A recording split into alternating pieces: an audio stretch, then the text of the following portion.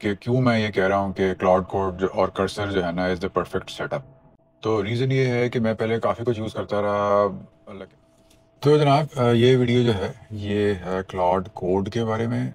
Cloud code जो है वो एंथ्रोपिक जो कंपनी है जिनके क्लाउड, सोनेट और ओपस दो मॉडल हैं, जो एलएलएम्स हैं जो यूजली लोग यूज़ करते हैं फॉर मोस्टली डेवलपमेंट। वैसे तो ये अब और भी बहुत कुछ कर रहा है। अगर आप सोनेट यूज़ करो या क्लाउड का कोई और दूसरा मॉडल यूज़ करो उनके वेब पेज पे जाके, it can do a lot more things, लेकिन ये मशहूर है कोडिंग की वजह से। तो मैंने पहले काफ़ी यूज़ किए हैं। मैंने गूगल के सारे मॉडल्स भी यूज़ किए हैं और इसके अलावा ग्रॉक जो है वो भी यूज़ किया है। और क्लाउड का सोनेट जो पुराना होता था 3.7, मेरी पिछली वीडियोस में मैं आपने शायद देखा हो, मैं वो यूज़ कर रहा हूँ। तो एक चीज़ जो मुझे लग रही थी ना प्रॉब्लम, वो ये हो रहा था कि पैसे बहुत लग रहे थे। इफ़ यूर समबडी के जो अच्छी खासी डेवलपमेंट कर रहा है, let's say in a day 2 घंटे 3 घंटे में भी आप लगाते हो और मोर कोड करते हुए, तो मैं अपनी काफ़ी सारी ऐप्स बना रहा हूँ। मेरे जो अपने कुछ एक दो बिजनेसेस हैं उनमें जो हम टेक्नोलॉजी यूज़ करते हैं, वैसे तो हम लोग शॉपिफाई यूज़ कर रहे हैं, लेकिन शॉपिफाई में ना बहुत सारी ऐप्स हैं जो हम लोग थर्ड पार्टी यूज़ कर रहे हैं, अभी भी कर रहे हैं। तो मैंने सोचा कि यार ऐसे क्यों ना करें कि फर्स्ट स्टेप में ना वो ऐप्स जो हम यूज़ करते हैं वो मैं खुद बना लूँ। तो बाय द वे मुझे कोडिंग बिल्कुल भी नहीं आती है। तो अगर आप कोडिंग से बिल्कुल अलिफ बे भी नहीं पता तो you're in the right place. बिल्कुल ज़रूरत भी नहीं है सीखने की। तो coming back to Claude Code, तो मेरे पैसे बड़े लग रहे थे, वो मैं भी आपको दिखाता हूँ इसमें कि क्यों मैं ये कह रहा हूँ कि क्लाउड कोड और कर्सर जो है ना इज़ द परफेक्ट सेटअप। तो रीज़न ये है कि मैं पहले काफ़ी कुछ यूज़ करता रहा, लेकिन वैसे तो वो कर्सर के जो मेन जो उनका वो है मंथली पैकेज, वो है तो $20 का, लेकिन उसमें 500 फ्री होते हैं जो आप एक्सेस कर सकते हो, कॉल्स जिनको वो बोलते हैं। लेकिन ऑनेस्टली अगर आप कोई थोड़ा सा अच्छा मॉडल उसमें यूज़ कर लो ना तो फिर पैसे लगना काफ़ी ज़्यादा शुरू हो जाते हैं। तो मुझे ये प्रॉब्लम हो रहा था कि जब भी आप कोई कॉम्प्लेक्स कोड लिख रहे हो ना, तो जो बेस्ट मॉडल अवेलेबल है मैं हमेशा वो यूज़ करता हूँ, क्योंकि उसमें फिर प्रॉब्लम्स थोड़े कम होते हैं। अगर आप उसे लोअर टियर वाला कोई मॉडल यूज़ करो तो कोई ना कोई जो है ना उसमें इश्यूज निकलते हैं।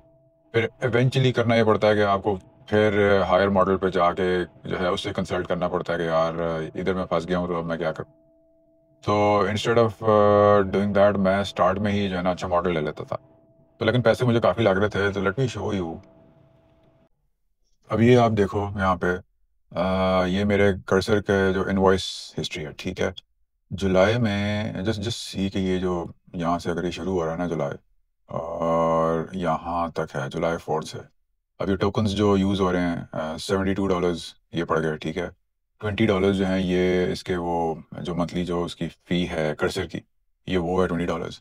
उसके बाद जुलाई 14 $100 अगेन, जुलाई 16 $100, जुलाई 18 $100, फिर 21 $100, 23 $100 एंड 24 $102। तो it adds up a lot. तो ये कितने बन गए तकरीबन, मेरा ख्याल है ये 1 2 3 4 5 6, इसको 7 कर लें और इसको, हाँ 700 $700 जो है ना तकरीबन एक महीने में। वो कहने को $20 है सिर्फ, लेकिन ये है कि $700 जो है वो उसके लग गया मेरे।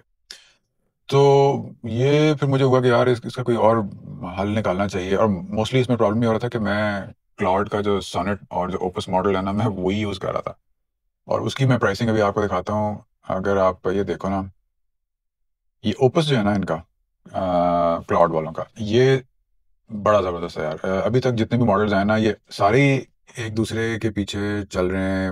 वो अपग्रेड करते हैं, फिर ये लोग अपना अपडेट निकालते हैं, लेकिन फॉर प्रोग्रामिंग पर्पस अगर आप डेवलपमेंट कर रहे हो, तो मैंने इवेंचुअली भी यही देखा है पिछले 4 5 महीने जो मैंने यूज़ किया है कि जो क्लाउड के जो मॉडल्स हैं ना they are far better.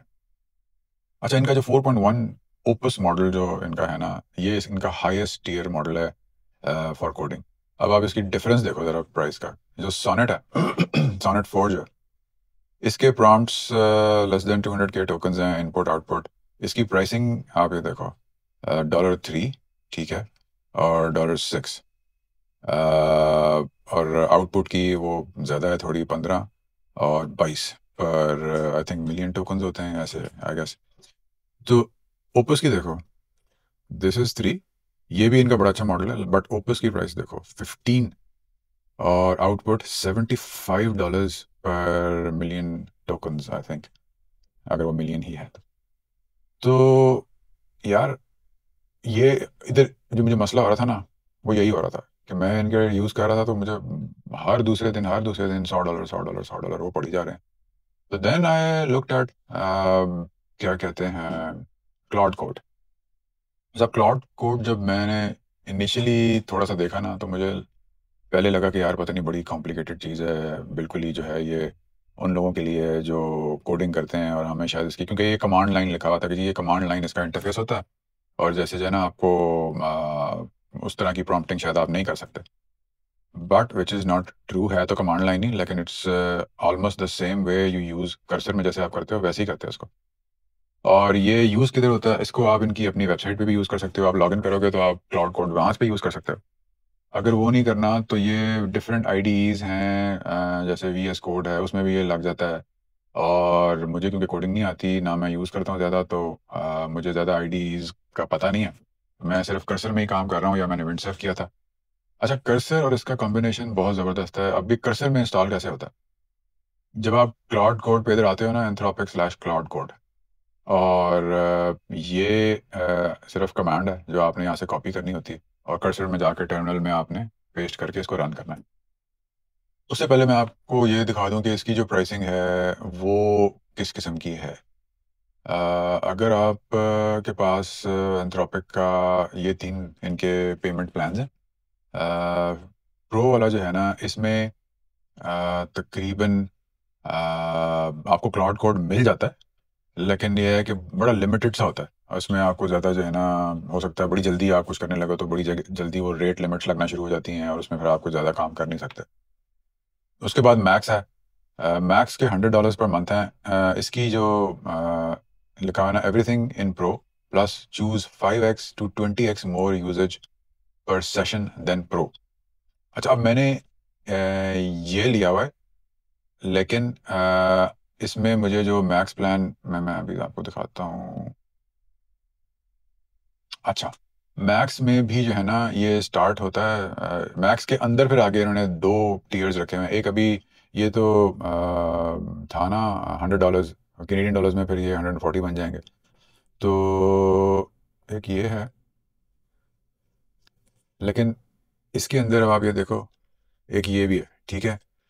Start में लिखा हुआ था $100 which is 140 Canadian. Now another one is which is 20x more usages than Pro. जो $100 वाला था वो 5x मोर यूजेज है देन आई थिंक प्रो। ये मैक्स प्लान्स है, और मैक्स में फिर 2 अंदर उन्होंने ऑप्शंस दी हुई हैं। मैंने ये 20 वाला लिया हुआ है जो मुझे अभी दिखा रहा है ना, current plan 20x more usage, तो से 50%। तो अभी तक मैंने इस पे अच्छी खासी डेली कोडिंग की है, मतलब 4-4 घंटे, 5-5 घंटे जो है ना अभी मैंने लगाए हैं फुल टाइम। और मेरी कोई रेट लिमिट जो है ना, और मैं यूज़ भी जो इनका हाईएस्ट मॉडल है ना टियर, वो मैं यूज़ कर रहा हूँ। तो कोड जल्दी बन जाता है, प्रॉब्लम्स कम है, और मुझे ये पता है कि यार ये $280 जो है ना, यही लगेंगे, इससे ज़्यादा नहीं लगेंगे। और मैं यूजेज, अब आप फ़र्क देखो, यूजेज जो मैं कर रहा हूँ वो उतनी ही है, प्रॉब्ली ज़्यादा है। पहले आई वॉज पेइंग अराउंड कितना, $700, ठीक है। अब ये बनेगा कैनेडियन $280, ऑलमोस्ट हाफ से भी कम प्राइस है, और कर्सर में यूज़ हो रहा है। और मे भी हो सकता है कि इसकी मुझे ज़रूरत नहीं है अभी। मुझे हो सकता है ये जो 140 वाला है ना, इसकी ज़रूरत ही हो, मुझे शायद इसकी ज़रूरत भी ना हो। तो प्रॉब्ली मैं इसको रिड्यूस कर दूंगा, और फिर देखूंगा कि मुझे रेट लिमिट्स लगती हैं कि नहीं लगती। तो maybe I am better off with 140 as well. तो दूसरा ये तो हो गया प्राइसिंग का रीज़न, कि यार प्राइसिंग की वजह से मैं कह रहा हूँ कि अगर आप क्लाउड कोड यूज़ करोगे ना, रादर देन यूजिंग क्लाउड इन कर्सर, तो आपको पैसे कम पड़ेंगे काफ़ी, अगर आपका कोडिंग वॉल्यूम काफ़ी ज़्यादा है। तो दूसरी चीज़ ये है कि मॉडल्स जो हैं ये बहुत अच्छे हैं, तो प्रॉब्लम्स जो है ना वो बहुत कम होते हैं, तो दोनों मसले जो है ना आपके यहाँ से हल हो जाते हैं। अच्छा, इसको बहुत ही सिंपल है। आपने करना सिर्फ ये है कि ये जो कमांड है ना, ये उठानी है, और आपने कर्सर में आना है, कर्सर में आके आपने एक टर्मिनल खोलना है। ये आ गया जी टर्मिनल आपका। टर्मिनल जो है, टर्मिनल में आके आपने यहाँ पे आके, मैंने क्योंकि इंस्टॉल किया हुआ है इसलिए मुझे नहीं ये आगे के स्टेप्स बताएगा। लेकिन आपने यहाँ पे आके ना इसको पेस्ट कर देना। ये रन करेगा। मुझे तो ये अभी ये मैसेज दे रहा है, लेकिन ये इंस्टॉल करेगा। इंस्टॉल करने के बाद ये कनेक्ट करेगा, ब्राउज़र खोलेगा। आपका जो भी डिफ़ॉल्ट ब्राउज़र है वो खोलेगा और आपको कहेगा कि अपने क्लाउड एंथ्रोपिक का जो लॉगिन है ना उसमें लॉगिन कर लो। फिर आप लॉगिन करोगे, फिर ये कनेक्ट हो जाएगा एंड दैट इज़ इट। यही ये जो है ना, समझो कि ये करने से आपका क्लाउड कोड ये इंस्टॉल हो जाता है। अच्छा, आप क्लाउड कोड जो है ना वो एजेंटिक मोड में बहुत ही ज़बरदस्त काम करता है। तो एजेंटिक मोड ये है कि आप इसको बता दो कि यार ये प्रॉब्लम है, मैंने ये करना है, तो ये लगा रहेगा। ये 5-5, 7-7, 10-10 मिनट, 15-15 मिनट भी काम करता रहता है। तो इट्स रियली रियली गुड। अच्छा, जब ये इंस्टॉल हो गया है तो फिर इसको यूज़ कैसे करना है? कर्सर में जब आप आओगे ना, आपने एक नया टर्मिनल खोलना है और आपने अब आप जिस भी अपने प्रोजेक्ट में हो वहाँ पे आके आपने सिर्फ एक कमांड लिखनी है, क्लॉड। ठीक है, इसको आपने एंटर कर देना है। तो ये एक दफ़ा जब आपकी मशीन पे इंस्टॉल हुआ है ना, तो आपने बस यही करना है। यहाँ पे आपसे सिर्फ पूछता है कि जी मैं एक्सेस कर सकता हूँ आपकी फाइल्स को, मैं कमांड्स बैकएंड पे जो टर्मिनल कमांड्स हैं वो मैं रन कर सकता हूँ, तो आप इसको ऑब्वियसली कहोगे कि यस कर सकते हो। उसके बाद बस यही है, ये आ गया। ठीक है, अब वो जो लोग कह रहे होते हैं ना कि यार इसकी कमांड लाइन सारी, ये जो स्लैश करोगे ना तो इसकी सारी कमांड्स आ जाती हैं कि जी कमांड लाइन इंटरफेस है, पता नहीं क्या इसको यूज़ करना है। कुछ भी नहीं है कमांड लाइन इंटरफेस में। आपने सिर्फ सेटिंग्स 2-3 करनी होती हैं, उसके अलावा कुछ भी नहीं है। फॉर एग्जांपल एक आधी यूज़ होती है ये एजेंट्स की जो कमांड है। ठीक है, मैं ये आप लिखना शुरू करोगे तो ये इस तरह आ जाती हैं। एजेंट्स में आप जाओगे तो आप नया एजेंट बना सकते हो, बैक कर लो। मैंने नहीं बनाया वैसे आज तक। उसके अलावा मॉडल की एक कमांड है कि आपने मॉडल कौन से यूज़ करने हैं। यहाँ पे आप एंटर करोगे ना तो ये आपको देता है डिफ़ॉल्ट में। ये क्या करता है, ये 4.1 ओपस को यूज़ करता है, जो इनका हाईएस्ट टीयर जो इनका मॉडल है ना, जो सबसे अच्छा है, सबसे महंगा। 50% ऑफ द टाइम ये उसको यूज़ करेगा। उसके बाद ये सोनेट पे शिफ्ट हो जाएगा कि आपकी जो डेली की सॉर्ट ऑफ लिमिट्स है ना, वो क्योंकि उस पे लिमिट जल्दी यूज़ होती है ओपस पे, सोनेट पे इतना जल्दी यूज़ नहीं होती, तो ये बैलेंस करके चलता है खुद। मैंने कभी भी नहीं किया। मेरे पास वो क्या कहते हैं, जो इनका हाईएस्ट जो मैक्स का प्लान है वो था, तो मैं तो ओपस ही यूज़ करता हूँ। जो और मैंने कहा यार पहले मैं देख लेता हूँ कि ओपस को मैं अगर फुल टाइम यूज़ करूँ तो मेरी रेट लिमिट्स वगैरह हिट होंगी कि नहीं होंगी।